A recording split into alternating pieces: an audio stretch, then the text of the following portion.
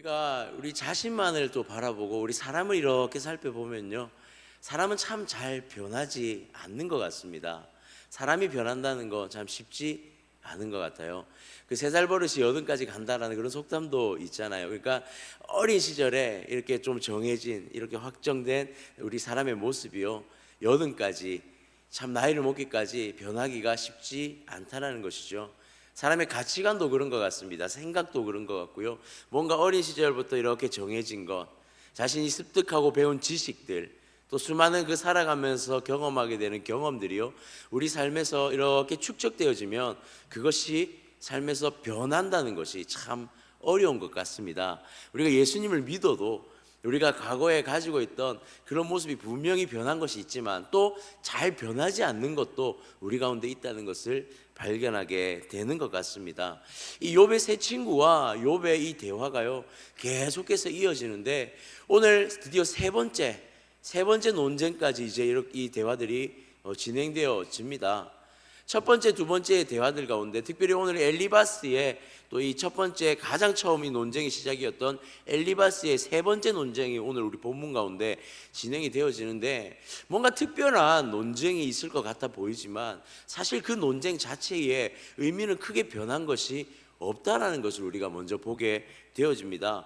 4장에서 5장까지의 엘리바스는 먼저는 좀 강하지는 않았습니다. 욥이 처한 상황에서 그 문제가 어떻게, 그 원인이 무엇인지를 작게 좀 자신이 환상을 보았다라고 말하기도 하고요, 어떠한 상황들을 좀 말하면서 자신의 경험들을 주장하면서 하나님 앞에 네가 죄가 있어서 받은 것이니 회개했으면 좋겠다라고 잘 타이르는 그런 모습으로 표현이 되어지거든요. 그런데 두 번째 15장에서 엘리바스의 주장은요, 뭔가 그때도 달라진 건 없습니다. 그런데 뭐가 달라졌냐면 그 주장에 대한 그 확고함이 좀 달라졌고요, 그 선언이 강력하게 좀 선포되어지고 있는 것을, 그러니까 대상인 욥을 향하여서 욥이 악인이다라는 것을 더욱더 강조해서 욥의 마음을 좀 힘들게 하고 있고, 욥의 그 처한 상황이 이제는 확고한 하나님 앞에서의 인과응보의 문제 아니냐라는 것을 좀 강하게 주장하고 있는 것이 두 번째 모습이었습니다. 그런데 오늘 우리가 보게 되는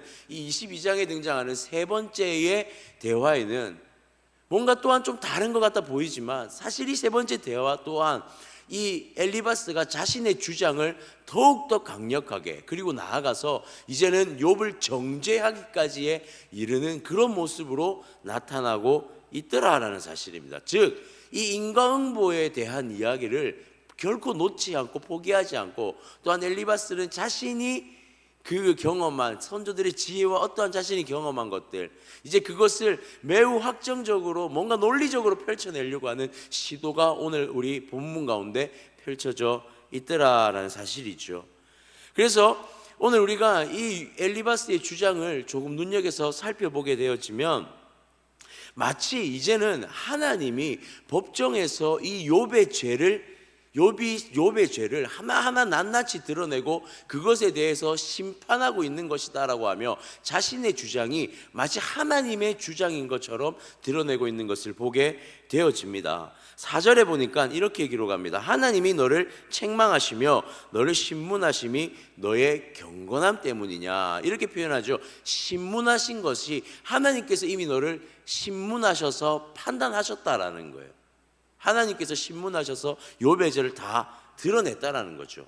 그러면서 5절부터 이제 욥의 죄에 대해서 이렇게 나열하기 시작하는데, 마치 법정에서 검사가 죄인의 죄를, 이 가해자의 죄를 하나씩 드러내고 있는 것처럼 그렇게 나열하고 있는 것을 보게 되어집니다. 5절에 보니까 내 악이 크지 아니하냐, 내 죄악의 끝이 없느니라. 그리고 6절에 까닭 없이 형제를 볼모로 잡으며 헐벗은 자의 의복을 벗겼다라고 욥의 죄를 고하고 있습니다. 또한 7절에는 목마른 자에게 물을 마시게 하지 아니하며 줄인 자에게 음식을 주지 아니하였다라고 욥의 죄를 또 하나를 드러내고 있죠.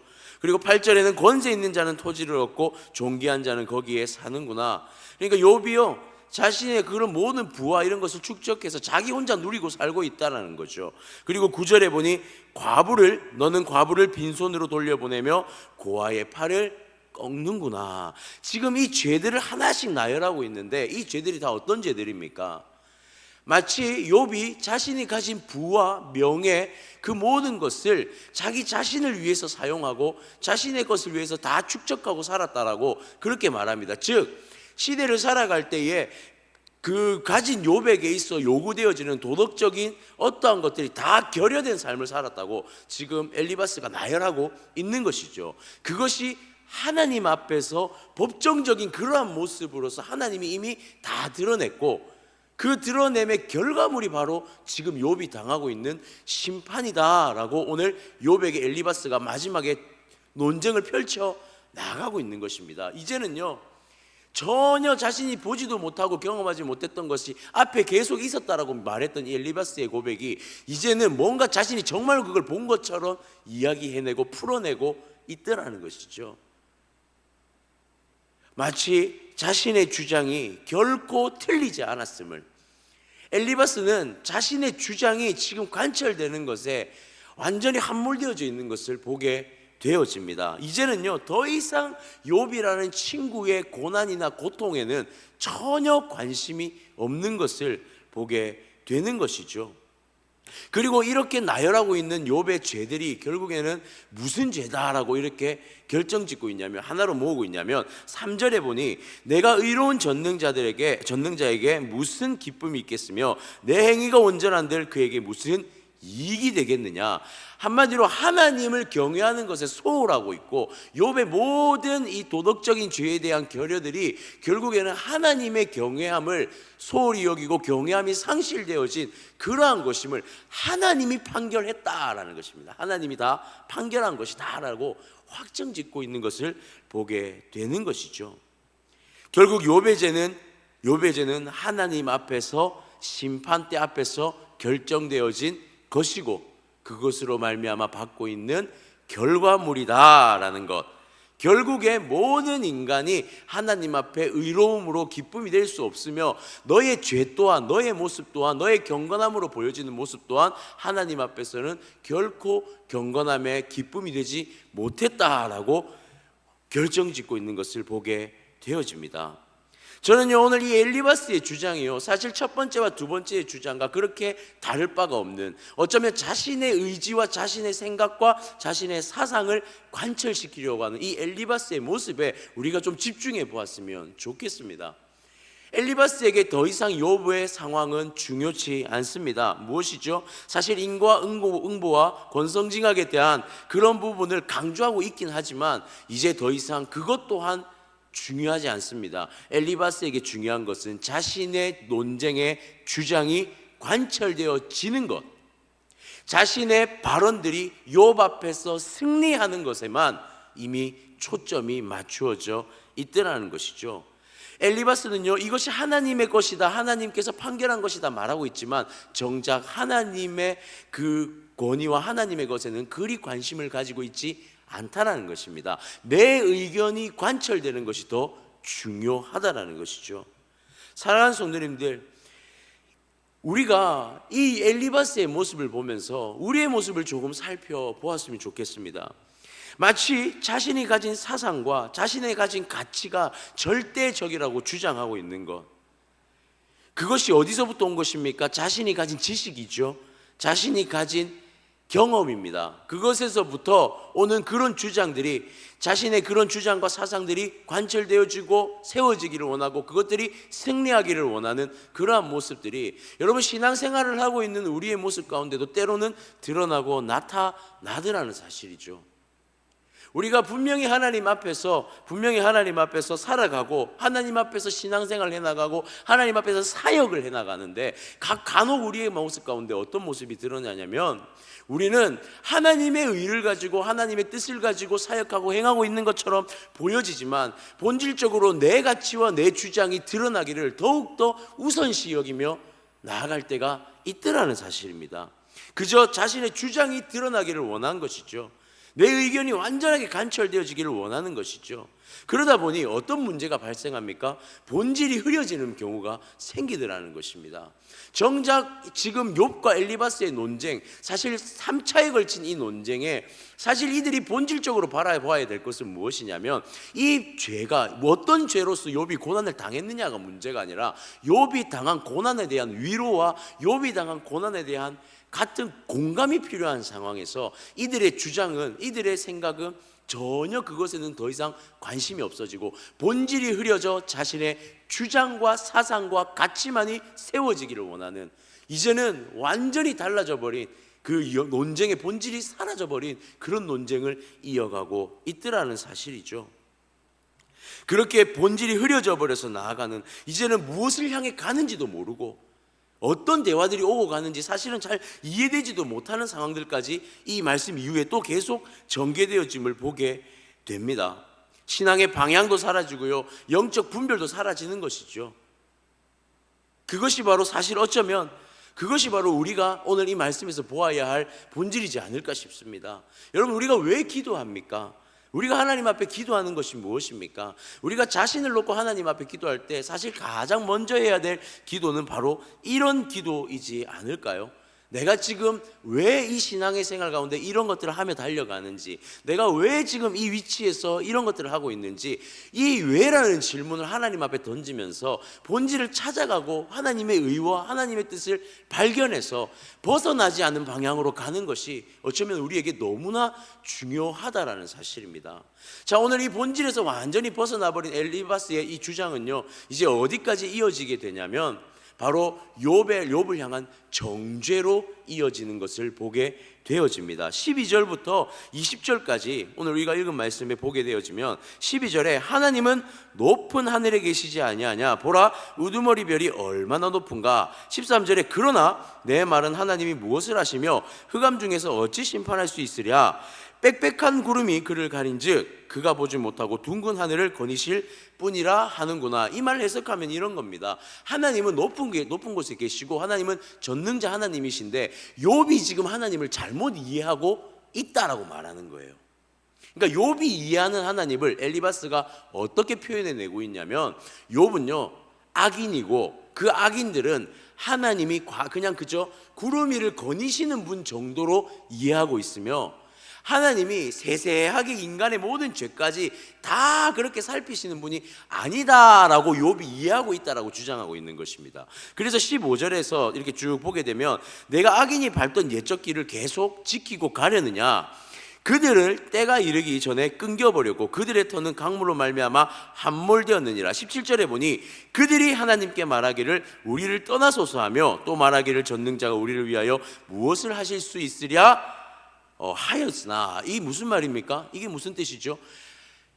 이 악인들은요 하나님이 자신들에게 그렇게 크게 관여하시는 분이 아니라는 거 생각한다는 것이고, 무엇보다 하나님이 우리의 인생에 크게 관여하기를 원치 않는다라고 주장한다는 사실이에요. 근데 이게 누구의 주장이라고요? 욥의 주장이다라는 겁니다. 근데 엘리바스의 이 주장이요 너무나 헛된 주장이라는 것이 사실은 앞선 논쟁들에서 다 밝혀집니다. 무엇이냐면, 욥이 고백했던 하나님은 어떤 하나님이었습니까? 욥이 고백했던 하나님은 전능자 하나님이셨습니다.